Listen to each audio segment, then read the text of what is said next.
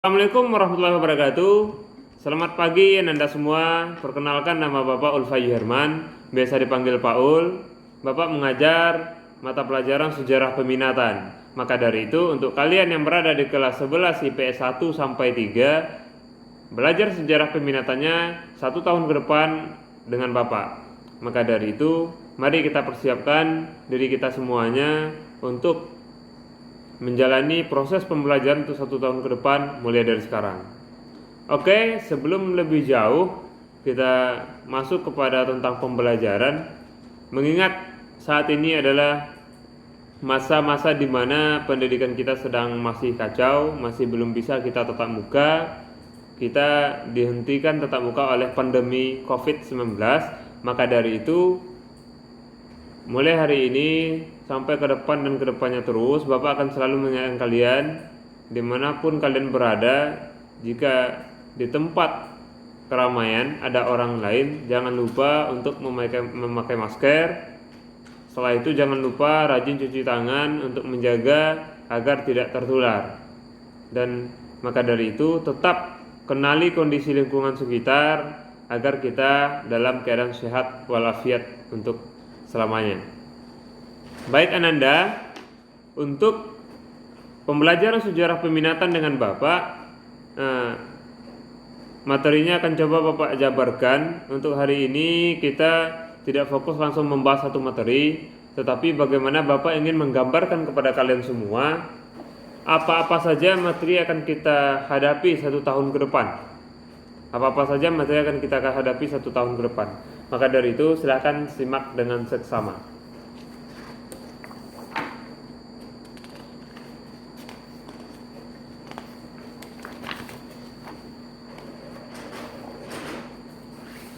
Baiklah, untuk sejarah peminatan kelas 11, materi kita cukup luas, cukup banyak. Berhubung jam kita juga mumpuni banyaknya, kita pertemuan 2 kali seminggu. Kalau secara normal, jam kita 4 jam per minggu. Jadi untuk materinya kita ada sebanyak 12 kompetensi dasar. 12 kompetensi dasar ini akan kita tuntaskan belajarnya selama 1 tahun ke depan.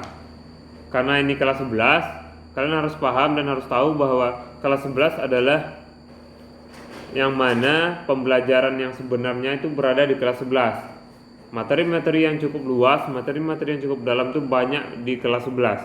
Jika kelas 10 kalian berbicara tentang pengantar materi itu sendiri, maka nanti kelas 12 kebanyakan mengulang. Maka intinya itu berada di kelas 11. Maka dari itu, Bapak harapkan kepada kalian semua, harap fokus, harap jalani pembelajaran ini dengan enjoy, jangan merasa terpaksa.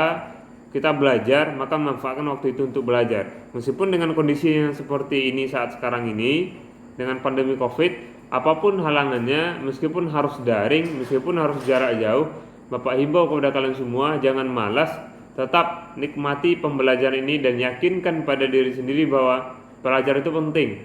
Belajar itu untuk kita, belajar itu untuk masa depan, bukan hanya sekedar tentang mencari nilai untuk rapor.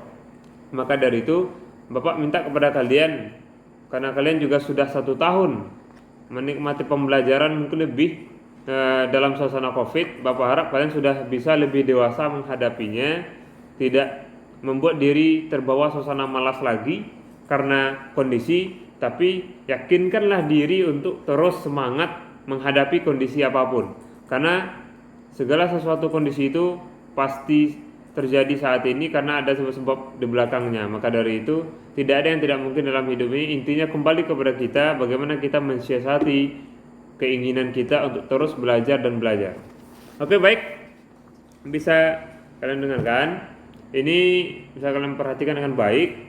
Materinya ini, yang pertama KD kita yang akan kita bahas nanti adalah tentang menganalisis kerajaan-kerajaan maritim Indonesia pada masa Hindu-Buddha dalam sistem pemerintahan, sosial, ekonomi, dan kebudayaan serta pengaruhnya dalam kehidupan masyarakat Indonesia pada masa kini. Jadi, KD pertama kita akan fokus membahas tentang kerajaan-kerajaan Hindu-Buddha, tetapi cukup kerajaan-kerajaan Hindu-Buddha yang bersifat maritim. Dalam artian kerajaan-kerajaan Hindu-Buddha yang menerjuni bidang kelautan. yang dalam artian memanfaatkan kelautan untuk menunjang kemajuan kerajaannya. Tidak seperti materi kelas 10, sejarah wajib kelas 10 atau sejarah Indonesia kelas 10, semua kerajaan Hindu kita pelajari, tapi di sini kita hanya fokus kepada kerajaan-kerajaan maritim. Kerajaan maritim kita contohkan misalnya seperti ada Sriwijaya, ada Majapahit, ada Kutai, ada Tarumanegara dan lainnya. Jadi di sini kita akan berfokus mengkaji tentang kerajaan-kerajaan maritim, kerajaan Hindu-Buddha maritim, dan juga fokusnya adalah bagaimana kita melihat sistem pemerintahannya, sosialnya, ekonominya, budayanya. Jadi nanti itu akan kita coba ulas secara detail bagaimana kerajaan itu berkembang dengan pesat dan menjadi salah satu identitas sejarah bangsa kita sampai saat sekarang ini. Dan di sini kalian nanti juga akan diminta secara keterampilannya di KD ini menyajikan hasil analisis kalian tentang kerajaan tersebut. Bagaimana sih analisis kalian tentang kerajaan itu? Jadi di sini kita akan mencoba mendalami tentang materi kerajaan Hindu-Buddha yang maritim. Selanjutnya di KD 3.2 kalian nanti akan mempelajari tentang kerajaan-kerajaan maritim Indonesia pada masa Islam dalam sistem pemerintahan, sosial, ekonomi, dan kebudayaan serta pengaruhnya dalam kehidupan masyarakat Indonesia pada masa kini. Jadi untuk KD yang kedua kita tetap mengkaji tentang kerajaan-kerajaan maritim di Indonesia tapi pada zaman Islam. Jika sebelumnya adalah zaman Hindu-Buddha, selanjutnya pada 3.2 KD-nya kita akan membahas tentang kerajaan-kerajaan maritim Islam seperti Samudra Pasai, Kerajaan Aceh, Demak, Goa Talu nanti. Nah, jadi kita fokus yang kerajaan maritimnya, bagaimana perkembangan kerajaannya, sosialnya, ekonominya, budayanya, dan pengaruhnya sampai saat ini. Itu adalah materi KD kita yang kedua. Dan nanti sama seperti yang sebelumnya, dalam hal keterampilannya kalian juga akan diminta menyajikan hasil analisis kalian tentang kerajaan-kerajaan tersebut. Oke, selanjutnya KD 3.3 adalah materinya menganalisis pemikiran-pemikiran yang melandasi peristiwa-peristiwa penting di Eropa antara lain Renaissance, merkantilisme, reformasi gereja, Aufklärung, revolusi industri, dan pengaruhnya bagi kehidupan bangsa Indonesia serta bangsa lain di dunia pada masa kini. Di sini materi 3.3 kita melompat tentang sejarah dunia tentang hal-hal besar yang pernah terjadi di dunia. Terutama di sini fokusnya adalah Eropa. Jadi seperti Renaissance, era kebangkitan Eropa, merkantilisme, tentang reformasi gereja. Jadi kita akan mengkaji tentang pemikiran-pemikiran ini yang pada akhirnya adalah melahirkan sebuah peradaban baru bagi Eropa nanti. Eropa yang pada akhirnya sampai sekarang menjadi negara-negara yang menguasai dunia. Selanjutnya materi yang keempat kita akan mencoba mengkaji tentang pemikiran-pemikiran yang melandasi revolusi-revolusi besar dunia, Amerika, Prancis, Cina, Rusia, Indonesia, dan pengaruhnya bagi kehidupan umat manusia pada masa kini. Jadi di sini kita akan mencoba melihat tentang revolusi-revolusi besar yang pernah terjadi di dunia dan pengaruhnya bagi negara kita. Kita adalah negara yang pernah terjajah, kita adalah negara yang pernah juga melakukan revolusi. Tetapi kita juga tahu bahwa sesungguhnya Indonesia melakukan revolusi atas dasar sebab banyak hal, terutama ada pengaruh dari luar dan ada juga pengaruh dari dalamnya. Pengaruh di luar inilah yang akan kita lihat nanti, bagaimana revolusi-revolusi di negara lain menjadi berdampak kepada kita dan menjadi salah satu titisan semangat bagi kita untuk menjadi negara yang juga merdeka. Lanjut, materi 3.5 KD-nya menganalisis hubungan perkembangan paham-paham besar seperti demokrasi, liberalisme, sosialisme, nasionalisme, pan-islamisme dengan gerakan nasionalisme di Asia Afrika. Jadi di sini kita akan mencoba mengkaji tentang pemikiran-pemikiran besar yang berpengaruh bagi gerakan-gerakan kemerdekaan di dunia. Salah satunya terhadap negara kita. Dan yang paling dominan itu ada demokrasi yang sampai sekarang kita menjadi negara yang menganut sistem demokrasi.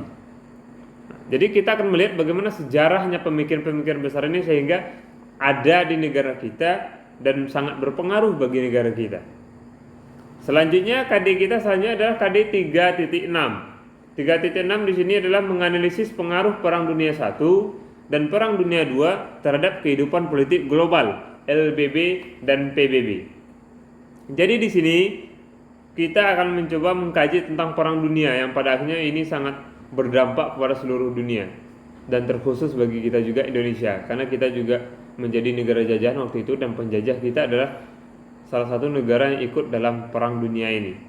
Nah, maka efeknya besar kepada kita. Maka dalam sejarah peminatan kita akan mengkaji tentang Perang Dunia I dan Perang Dunia Kedua.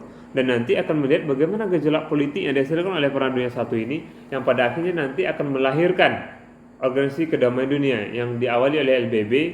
Nanti meskipun gagal nanti lahir kembali PBB pasca Perang Dunia Kedua. Oke, dan sampai KD 3.6 nanti ini akan menjadi titik tengah materi kita. Setelah KD 3.6 nanti orang akan ujian semester di bulan Desember. Lanjut setelah itu kita akan masuk KD 3.7, menganalisis respon bangsa Indonesia terhadap imperialisme, kolonialisme dalam bidang politik, organisasi pergerakan, ekonomi, bentuk perlawanan terhadap praktik monopoli sosial, budaya, karya seni dan sastra, dan pendidikan. Jadi di sini bagaimana kita nanti akan melihat, akan mengkaji, akan mendiskusikan tentang kegiatan imperialisme dan kolonialisme yang dilakukan oleh bangsa barat terhadap negara kita. Jadi kita akan melihat bagaimana proses penjajahan itu yang berdampak kepada negara kita. Dan kita lihat dalam berbagai aspek, politik, ekonomi, sosial, budaya, dan semuanya. Bagaimana sih dampaknya terhadap negara kita sampai saat ini. Lanjut, KD 3.8 nanti menganalisis akar-akar nasionalisme Indonesia dan pengaruhnya pada masa kini. Jadi nanti di materi 3.8 kita akan mencoba melihat, mengkaji lebih detail, lebih dalam, mencoba menganalisis dari mana sih nasionalisme di Indonesia itu lahir, kapan titik awalnya lahir nasionalisme di Indonesia sehingga lahirlah pemikiran-pemikiran untuk mencintai tanah air ini dan ingin mencapai negara yang merdeka. Kita akan mencoba melihat itu kapan dimulainya. Selanjutnya KD 3.9 menganalisis akar-akar demokrasi di Indonesia dan perkembangannya pada masa kini. Nah, ini khusus materinya membahas tentang akar-akar demokrasi di negara kita. Sekarang demokrasi menjadi dasar negara kita, menjadi panutan hal dalam artian pemerintahan kita bersifat demokrasi. Dari dulu sampai sekarang sudah banyak macam demokrasi yang kita coba terapkan. Nah, maka dari itu kita perlu tahu, perlu mengenali bagaimana cikal bakal awal demokrasi itu ada dan berkembang di Indonesia. Selanjutnya di KD 3.10 menganalisis persamaan dan perbedaan tentang strategi pergerakan nasional. Baik, di KD 3.10 ini kita akan mencoba mengkaji bagaimana persamaan dan perbedaan tentang strategi pergerakan nasional oleh berbagai organisasi pergerakan. Ada Budi Utomo, ada Sarekat Islam, ada nanti juga Muhammadiyah, ada NU, ada Indis Partij, ada kelompok pemuda, Jong Java, Jong Sumatera Nenbon, dan sebagainya. Kita akan melihat bagaimana sisi-sisi perjuangan mereka melalui organisasi mereka masing-masing. Apakah berbeda-beda ataupun sama semua? Nah, itu akan kita kaji lebih dalam nanti tentang kedetailannya.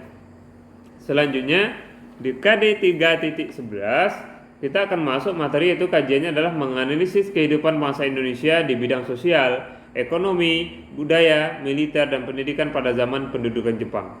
Jadi di sini materi 3.11 kita masuk pada zaman Jepang, yang mana Jepang mengambil alih penjajahan di Indonesia yang dari Belanda, dan kita akan lihat, kita kaji bagaimana sih kehidupan bangsa kita pada masa penjajahan Jepang. Maka dari itu kita lihat aspek ekonominya, kita lihat pendidikannya, militernya, dan sebagainya. Lanjut, KD terakhir di kelas 11 adalah menganalisis pemikiran dalam piagam PBB, proklamasi 17 Agustus 1945, dan perangkat kenegaraan serta maknanya bagi kehidupan berbangsa dan bernegara pada masa kini.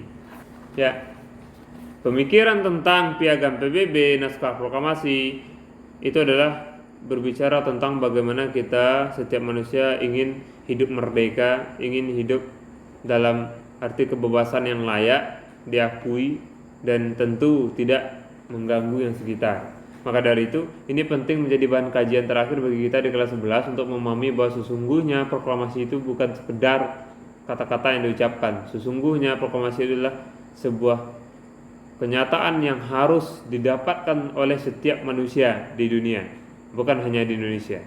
Maka dari itu, inilah 12 KD yang akan kita kaji selama setahun.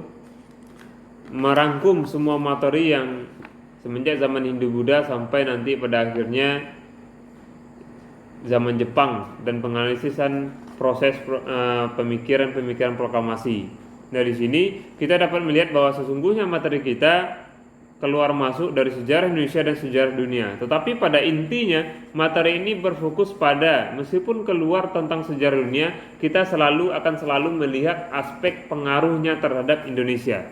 Maka dari itu, meskipun sejarah peminatan ini selama kelas 11 kita akan mengotak-atik sejarah nasional dan sejarah dunia, pada intinya tujuan kita mempelajari ini adalah untuk memahami bahwa segala sesuatu itu berpengaruh kepada bangsa kita Indonesia.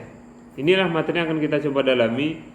Maka dari itu Bapak minta kerjasama kalian semua untuk kedepannya. Jangan sia-siakan waktu belajar di usia muda kalian. Jangan sia-siakan waktu ini. Meskipun keadaan belajar kita masih daring, kita tetap berdoa semoga selekasnya kita bisa bertatap muka dan biar pembelajaran kita lebih baik. Tetapi sebelum itu terjadi, sebelum tatap muka terjadi, kita berusaha semaksimal mungkin bagaimana cara agar kita dapat mencapai hasil terbaik dalam proses pembelajaran ini. Oleh karena itu, Bapak harap kepada Anda semua mulai hari ini mari persiapkan diri, tetap enjoy menjalani pembelajaran dan jangan coba nikmati kemalasan. Sesungguhnya malas akan menghancurkan kalian sendiri. Maka dari itu, Bapak harapkan mari kita selesaikan pembelajaran kita dengan baik 1 tahun ke depan.